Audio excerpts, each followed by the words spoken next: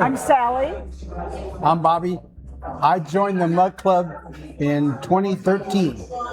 And I was mad because he joined before I did, and I didn't get a mug until 2014. We had two friends that were in the Mug Club, and they invited us to the first anniversary. So we came to the first anniversary party. Right. We had such a good time at the first anniversary party, and we knew some people that were in the Mug Club. We decided it was fairly close to the house, so we decided to come back. And the beers were good. Well, in the summertime, I like the Hellas, but I love the Contains Happiness IPA. It's a really nice, mellow session IPA. And I love the Snowed In Mocha for my winter drinks. I like the Hellas, but I also like the Dunkel when the Dunkels are available. Again, I like the Snowed Ins, but I really like, they used to have a double black IPA that was really terrific. Really terrific. Well, it's been kind of our home away from home. We've done a lot of stuff here. We had a birthday party here. We had our 50th anniversary party here. When we started off on our baseball trip, they put up a big map of the United States and they made a magnet of our faces. And all along the states, they put the pictures of the stadiums because we went to every major league stadium in one season. And they moved they were up our map was up at the front by the bar. And they would move our magnet around wherever we went in the country. So we were the baseball people.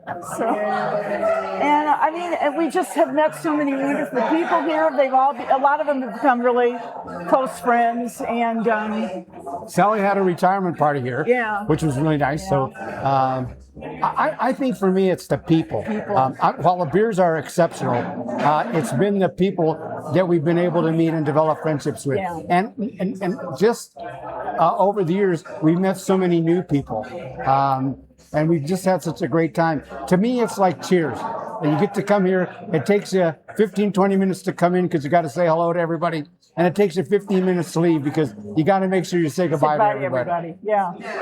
And I think one of the things for me, Joe, that made this place so special is what they did during COVID. You know, they put a tent outside. You could drink out there, but you could come to the door, order your beer. They bring it to you, and then you could go home. So I mean, just wanting to make the community continue to go on, even though COVID was a gigantic pain in the butt. Yeah. We've had birthday parties here. We've had the Mug Club parties, all the celebrations that we've had here, all the friendships.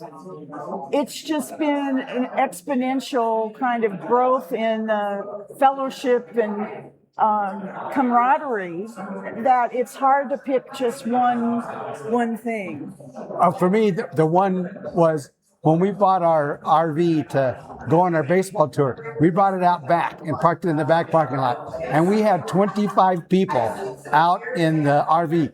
But what was so funny about that day, Steve Covio came with a shower cap and a robe, and came in with a towel, and came in and asked where the shower was. And it really was pretty amazing to have that many people in the coach, all with mug clubs and mugs, beer, yeah. And we didn't have any spillage, and nobody broke a mug on our floor. So that was, but it was really cool, just the people that came out and saw us and visited us.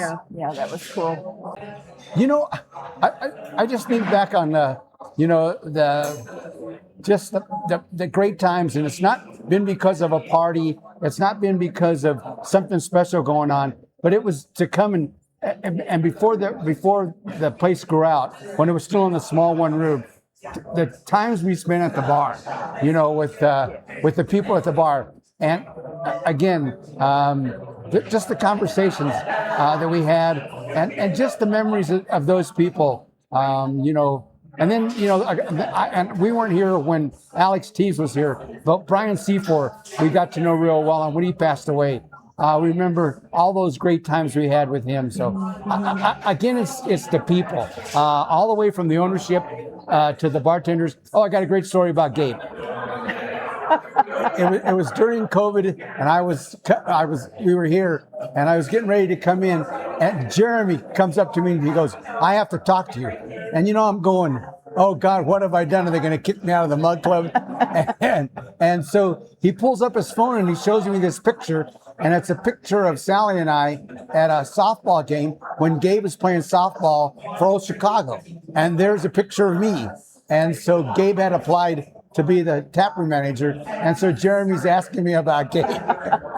and I said, if you want somebody who really knows beer, if you want somebody who really gets along with people and is just a pleasure to be around, Gabe's your choice. And then about a month later, Gabe was hired. So that for me was really cool. So going from being, Jeremy's mad at me, to being able to help Gabe get a job.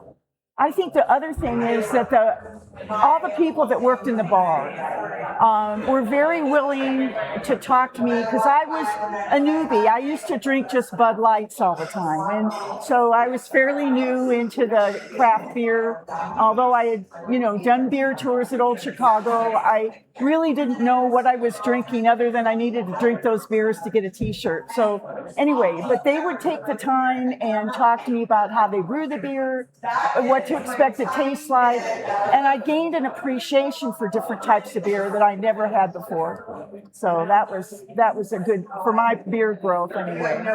Just one other quick story. Chris Pins, who used to be a bartender here, he moved to San Diego and worked at Society Brewing. And when Sally and I were over there about 5 years ago, we went to Society to see Chris, and it was really interesting. When we walked in, he's behind the bar. Sally and I thought he was going to jump over the bar to come out and see us. And it was just, that friendship we had developed in the 4 years that he was here, before he went to San Diego. And he was just in here a couple weeks ago visiting, so we didn't get a chance to see him. But it's, again, it's just that friendships that we've developed with the staff and with the people, so.